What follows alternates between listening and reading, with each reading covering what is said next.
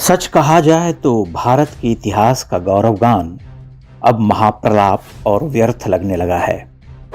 एक हारा हुआ पराजित देश भिखमंगे की तरह अपने भूत का खंडहर दिखलाता रहता है। जो देश अपने उज्जवल धवल वर्तमान की रक्षा नहीं कर सकता, जो किसी तपस्वी राष्ट्रनायक को वर्तमान में पराजित कर उसका सारा विश्वास तोड़ डालता है, उसे घुटनों के बल लाकर गठबंधन का जुगाड़ करने को विवश कर देता है, वह इतिहास का गायन कर क्या कर लेगा।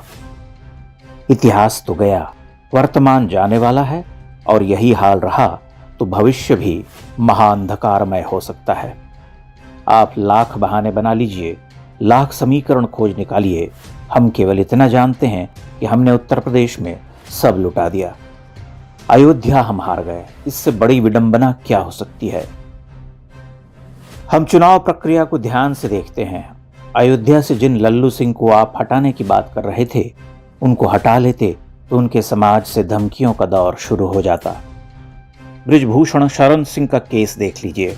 भाजपा ने उन्हें टिकट नहीं दिया तो डर कर बेटे को देना पड़ा, अन्यथा तलवारें निकलती। ऊपर से ऐसी अफवाहें कि दोनों गुजराती योगी आदित्यनाथ को हटा देंगे। कोई कुछ भी अफवाह उड़ाता है तो हम मान लेते हैं।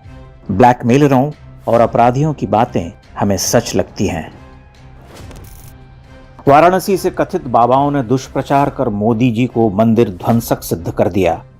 उन्हें अपने प्राचीन वैभव के अनुरूप बना नया मंदिर नहीं दिखा।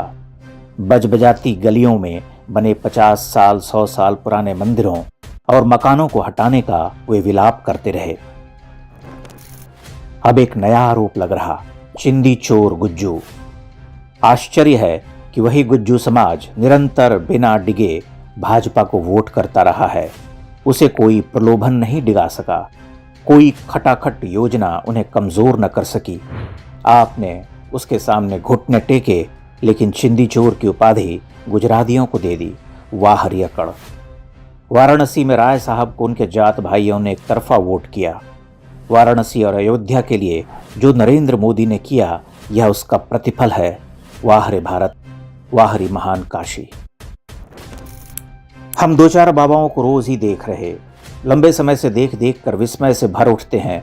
ये निरंतर विश्वमन करते रहते हैं। नरेंद्र मोदी जैसे तपस्वी और एक मरे हुए देश को स्वाभिमान के धरातल पर खड़ा करने वाले अक्खड़ पुरुषार्थी के लिए अपमानजनक शब्दों का प्रयोग करने वाले और लगातार बड़ी संख्या में अपने चेले चपाटियों की बुद्धि को भ्रष्ट करने वाले ये बाबा अपने ही धर्म और सभ्यता के साथ कितना बड़ा अपराध कर रहे, संभवतः वे स्वयं नहीं जानते। राम मंदिर निर्माण से लेकर प्राण प्रतिष्ठा तक ये हर दिन गाली गलौज करते रहे। न तो इतिहास बोध, न शत्रु बोध। वे वैदिक काल के सपने दिखला रहे। हास्यास्पद, मूर्खता की पराकाष्ठा। जिसे वर्तमान की बहती हुई नदी में तैरना नहीं आता, वह उसके उद्गम का खोजी बन रहा। ये अकड़ आत्मघाती नहीं तो और क्या है। हमारा बड़ा स्पष्ट मत है कि ऐसे किसी समुदाय को राजनीतिक प्रतिनिधित्व नहीं मिलना चाहिए जो हिंदू और भारतीय होने से अधिक ब्राह्मण, ठाकुर और भूमियार जैसी पहचानों में जी रहा हो। नरेंद्र मोदी के उदय के साथ तथा कथित पिछड़ी जातियों से एक आशा जगी थी, लेकिन लगता है उन्हें भी बहकाना और भ्रमित करना कठिन नहीं है। जो स्वयं को दलित कहते हैं, वे उसी दल को वोट दिया है जिसके राज में उन पर सबसे अधिक अत्याचार हुए। हम देखते हैं कि बड़ी संख्या में हिंदू ही नरेंद्र मोदी को गाली देते हैं, उन्हें धूर्त शातिर गुज्जू कहते हैं, उनकी जाति पर टिप्पणी कर मलिन करने के प्रयास करते हैं। यह कितना दुर्भाग्यपूर्ण और अनर्थकारी है, इसकी कल्पना वे नहीं कर पाते। पिछले 10 वर्षों में एक व्यक्ति ने लगभग अकेले अपनी जिजीविषा और स्वप्नदर्शी आंखों से भारत को पराधीनता, भ्रष्टाचार, आतंकवाद, अस्थिरता, जड़ता से मुक्त कराया। उसके लिए वह निरंतर प्रयासरत हैं, लेकिन लोग अपनी जातिवादी अकड़ में उसे गाली देते हैं। दुर्भाग्य है इस देश का।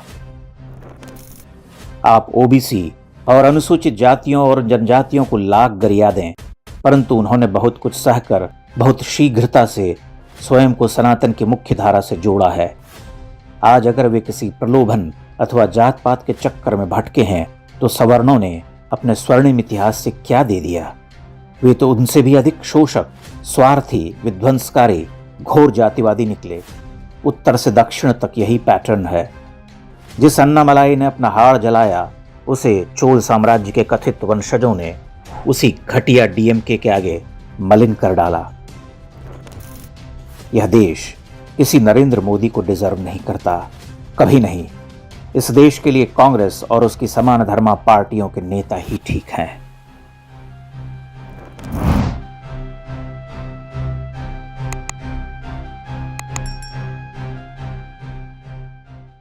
इंडेक्स ऑनलाइन के वीडियो समाज को समर्पित हैं। आप इनको डाउनलोड करके जैसे चाहे वैसे प्रयोग कर सकते हैं। चाहे तो आप हमारे टेलीग्राम चैनल से जुड़ सकते हैं। वहां सारे नए पुराने वीडियो आपको मिल जाएंगे। हमारे सोशल मीडिया लिंक हर वीडियो के डिस्क्रिप्शन में होते हैं। हमारा एकमात्र उद्देश्य हिंदू समाज को जागृत और एकजुट करना है। इसमें सहभागी बने। धन्यवाद।